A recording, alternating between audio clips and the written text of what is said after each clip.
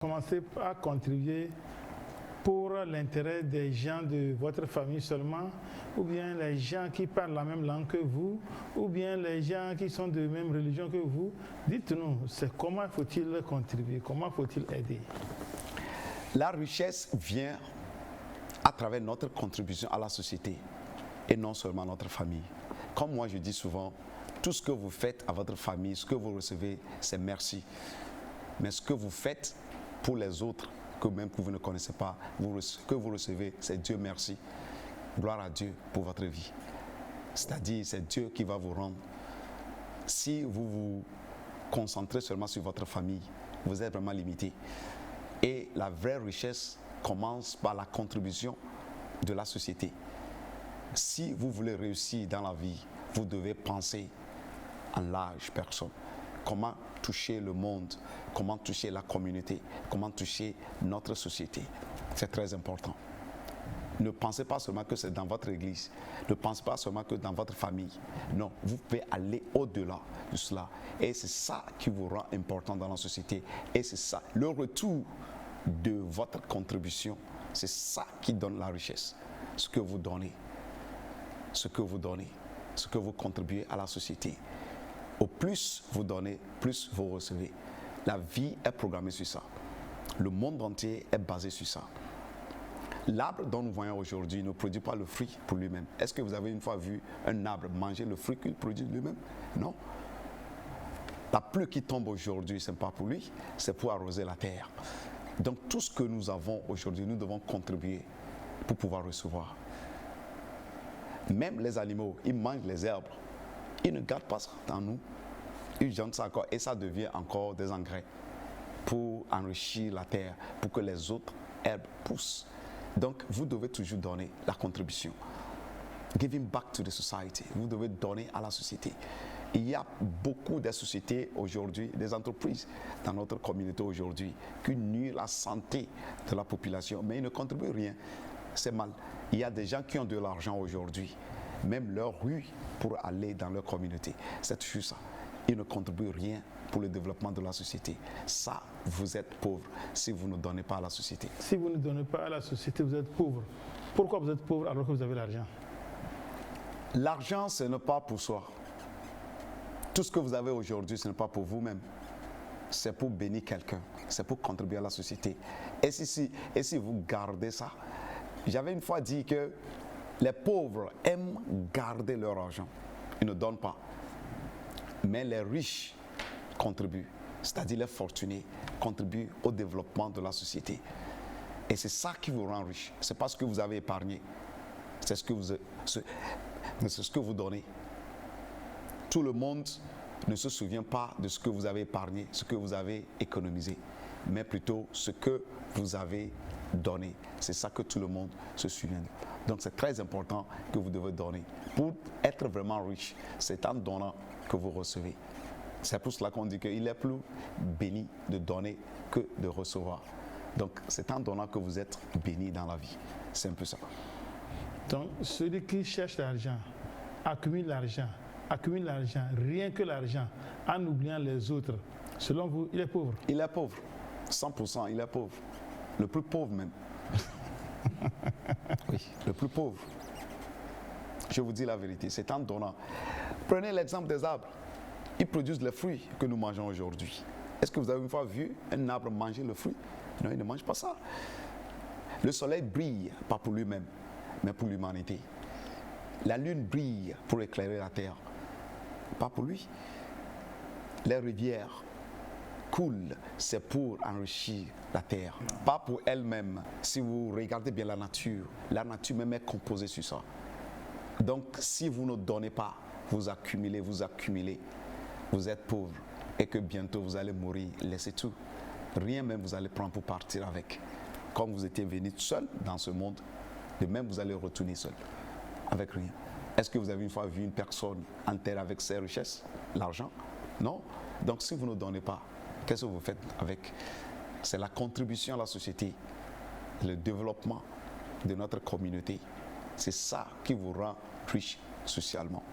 En dehors de la richesse sociale, la richesse d'influence, c'est-à-dire Ne vivez pas pour influencer des gens.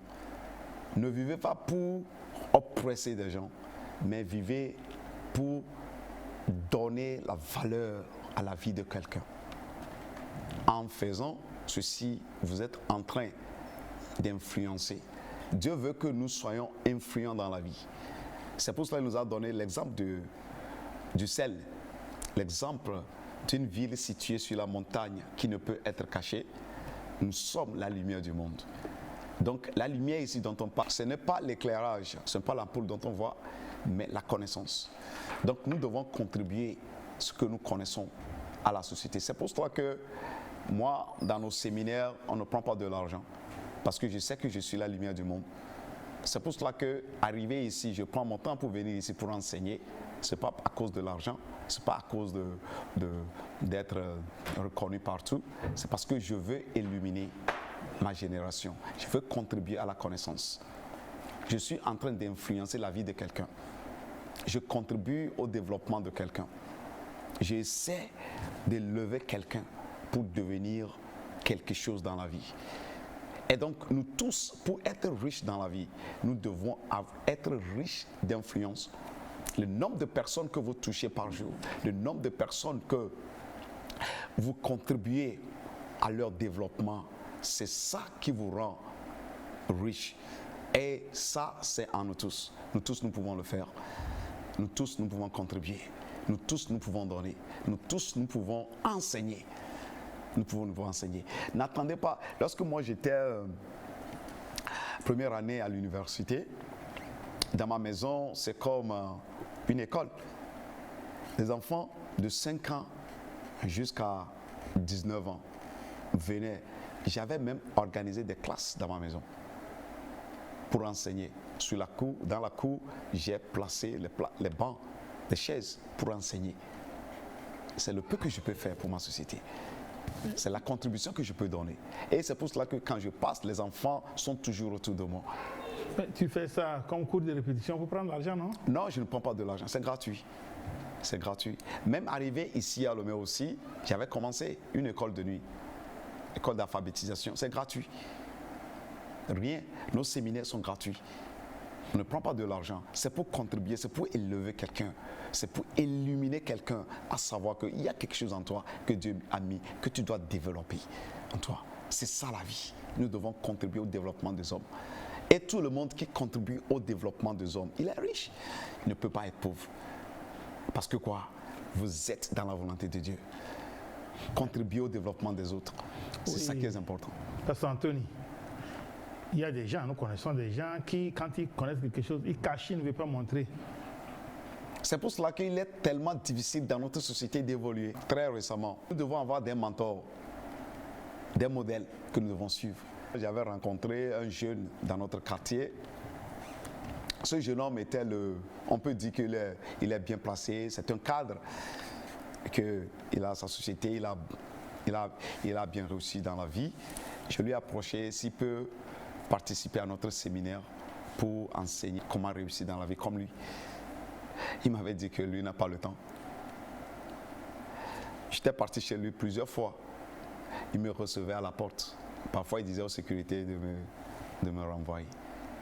Et je me suis dit, notre société manque de la connaissance. Ce que vous avez aujourd'hui, si vous ne pouvez pas transférer à la prochaine génération, c'est un problème vraiment grave.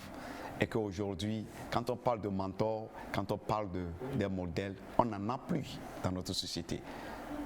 Le mentor, c'est qui? C'est quelqu'un qui t'aide à réussir.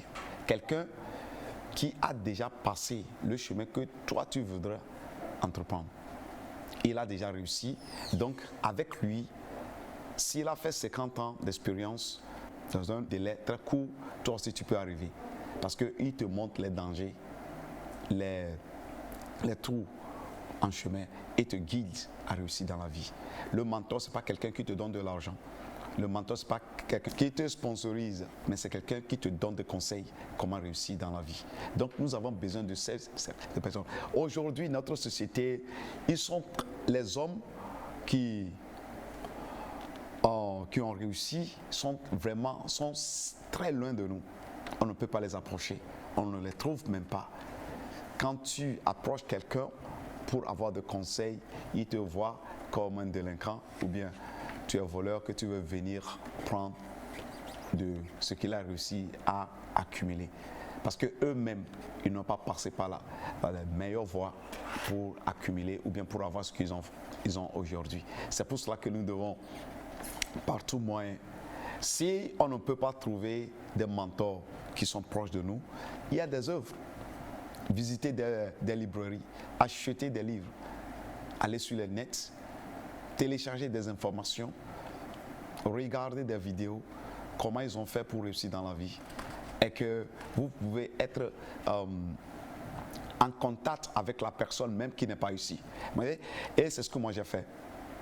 Aujourd'hui, mes mentors ne sont pas ici, mais je consulte toujours leurs œuvres, leurs livres, leurs CD, leurs vidéos, chaque jour. Chaque jour, je dois lire. Chaque jour, je dois apprendre quelque chose. Chaque jour, je dois ajouter un plus. J'ai vu le mentor, c'est un modèle pour moi. Je me suis focalisé, je veux réussir plus que lui. Et que je dois le consulter chaque fois, à chaque instant de ma vie. Et que je dois réussir comme lui ou bien plus que lui. Donc, si vous ne pouvez pas trouver quelqu'un que vous admirez, qui a bien réussi, qui est par rapport à tout ce que vous voulez faire dans la vie, il a déjà fait et qu'il est si loin de vous, laissez-les. Parce que notre société, aujourd'hui, nous manquons de cette connaissance.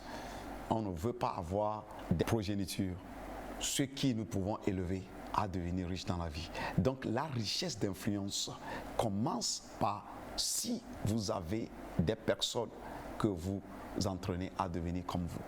C'est un peu ça. Bon, selon vous, ceux qui ont de la connaissance, mais ne veulent pas les partager avec autrui, ceux qui ont déjà traversé des expériences, mais ne veulent pas être des mentors des autres, c'est une pauvreté d'esprit, c'est ça? C'est une pauvreté mentale. C'est vraiment, tu es pauvre. C'est comme tu amasses et tu ne veux pas donner. C'est la même chose. La connaissance doit être partagée. Toi seul, tu ne peux pas garder tout. De plus, tu aides les autres à devenir riches, plus toi aussi tu avances dans la vie. Donc, si les gens refusent de donner ce qu'ils ont, ils sont pauvres. Le temps qui nous est imparti, dans quelques instants, va prendre fin. Après cette richesse d'influence, c'est quoi la richesse de la communauté? La richesse de la communauté, selon moi, c'est comme la même chose. Hein. La richesse sociale, la richesse d'influence, la richesse communautaire, c'est-à-dire contribuer au développement de votre communauté, donner à la communauté. Dans les sociétés américaines aujourd'hui, ça se voit très bien. Giving back to the society. Nous devons contribuer à notre communauté. Même si vous n'êtes pas encore riche et vous n'avez pas amassé beaucoup d'argent, vous pouvez commencer petit, selon votre moyen. Organisez, même vous ne pouvez pas avoir de l'argent. Moi, je le fais souvent. J'organise les jeunes et nous allons nettoyer notre environnement. Les trous ou bien les routes qui ne sont pas bonnes, j'essaie de rassembler les jeunes et que nous essayons d'améliorer. Nous organisons. Vous devez contribuer toujours. L'exemple de Sadio Mané à son village. Vous savez, il a électrifié tout le village. Il a bâti des maisons pour donner. Il a construit un hôpital de 500 000 €. Il a remis l'argent à son pays et c'est avec ça qu'ils ont construit. Il a construit une grande école. Il a fait tout dans sa communauté. Vous voyez ça? Là, avec ça, il est devenu quelqu'un que tout le monde peut prier pour lui. Tout le monde va toujours le souhaiter à réussir dans la vie. Si vous donnez, si vous contribuez à votre communauté, ça aide les gens à devenir comme vous. Au fur et à mesure que vous élevez d'autres à venir comme vous, vous rendez la vie facile aux autres. Vous aussi, vous aurez toujours le temps d'aller de l'avant.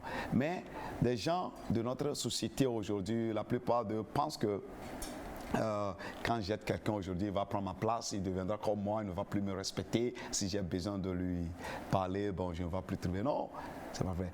Et Je fouillais tout récemment les 10 premiers philanthropes, ceux qui donnent. Les francophones, il n'y en a pas les 10 premiers. Les anglophones, ils ont occupé les 10 premiers rangs. Pourquoi ne pas le faire? C'est en donnant, c'est en contribuant à notre développement que nous aussi, nous pouvons aller de l'avant. Notre communauté est très importante. C'est là où nous a donné. Dieu nous a placés aujourd'hui. Ce n'est pas un hasard que Dieu nous a placés dans notre communauté. Nous devons faire tout possible pour contribuer au développement de cette communauté. Et que c'est très important. C'est en faisant ça que nous pouvons vraiment être bénis aux hommes. Merci beaucoup. Et on parle souvent de la richesse générationnelle. C'est quoi la richesse générationnelle? Tout ce que vous faites aujourd'hui est que votre arrière-fils, vos fils et les fils de votre fils et l'autre génération ne peut pas bénéficier. Ça ne vous rend pas riche, vous êtes pauvre. Si c'est un salaire et que vous prenez aujourd'hui et vous êtes vraiment OK avec ce salaire, après votre retraite, c'est la pension qui va venir. Est-ce que vos enfants prendront les pensions, vos salaires? Non. Après votre mort, c'est parti, c'est fini.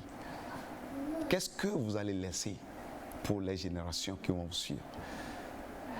Si vous étudiez bien les entreprises japonaises, vous pouvez trouver qu'il y a beaucoup de sociétés. Et si vous trouvez, la personne dont vous trouvez là-bas peut vous dire, je suis la 3e génération de cette entreprise. Vous voyez ça? La 3e génération. Leur père, grand-père a pu créer quelque chose et leur donner. Et il a laissé ça. Après leur mort, les enfants ne vont pas souffrir. Tout argent que vous amassez aujourd'hui et que vos enfants ne peuvent pas profiter de cela, vos petits-fils ne peuvent pas profiter de cela, ça ne vous rend pas riche, vous êtes pauvre. Donc tout ce que vous faites aujourd'hui, essayez par tout moyen pour laisser quelque chose à votre petit-fils. La Bible déclare qu'un homme bien laisse des richesses à ses petits-fils. Donc vous devez laisser quelque chose pour votre génération à venir. Ça peut être une société, peut être une idée. Vous devez tout faire pour contribuer que après vous, ça doit toujours continuer. C'est ça la bénédiction ou bien les richesses générationnelles. Vous devez bénir votre progéniture, votre génération, ceux qui vont vous suivre après. C'est un peu ça. Et ceux qui n'arrivent pas à poser ces actes-là, quel conseil vous avez à leur donner? Aujourd'hui, nous tous, nous cherchons de l'argent. Un gros salaire me suffit, mais ce n'est pas la solution. Ce salaire que vous recevez aujourd'hui, vous devez faire tout possible pour multiplier, pour créer quelque chose qui va demeurer après vous, qui doit continuer après vous. Donc tout ce que vous faites aujourd'hui, vous devez penser à la génération à venir. Vous devez penser à vos fils. Vous devez acheter des actions, vous devez construire, vous devez bâtir et vous devez donner beaucoup de choses qui doivent rester après vous. Parce qu'un jour, si vous acceptez ou pas, vous allez mourir et que vous allez quitter ce monde. Et que c'est très important que vous devez tout faire pour laisser quelque chose pour des générations à venir. C'est très important. Oui, et quand vous laissez quelque chose aux générations à venir, qu'est-ce que vous avez en retour? Là, votre nom restera toujours. Votre nom restera toujours. Merci beaucoup, Monsieur Anthony. Nous sommes pratiquement arrivés à la fin de cette émission. Votre mot de clôture avant de remettre l'antenne à la régie pour la suite des programmes de la télévision togolaise. Vous pouvez le dire en anglais avant de faire en français. Okay, what I'm trying to say is this. It is very, very important to have the basis upon which you can grow your wealth. It is so much so important. What I just mentioned, the 7 ways I just mentioned: spiritual wealth, social wealth, solical wealth, the physical wealth, the wealth of influence, the community wealth, and the transgenerational wealth are so much so important that you need to build it. Without that, you cannot be truly rich in life. These are all you need. So it is important. These are the foundations. Maintenant, ce que je viens de dire, c'est que toutes ces richesses dont je viens de mentionner, la richesse spirituelle, la richesse de l'âme, la richesse du physique, la richesse sociale, la richesse d'influence, la richesse communautaire et la richesse générationnelle sont les bases, la fondation sur laquelle vous pouvez construire une prospérité ou bien une richesse qui va durer et vous serez toujours dans la paix. Avec ces bases, ça peut vous aider à réussir dans la vie. Celui-là qui a coordonné le travail technique est M. Lindalou Pacha. Merci pour votre technicité. Vous qui ne ménagez aucun effort pour que chaque semaine l'émission ID puisse passer à la télévision togolaise. Merci à vous tous, les preneurs de son, les caméramans, les monteurs, tous les techniciens. Merci pour ce que vous faites pour l'émission ID. Ça n'est fini pour aujourd'hui. Je vous donne rendez-vous pour la semaine prochaine. D'ici là, bye bye.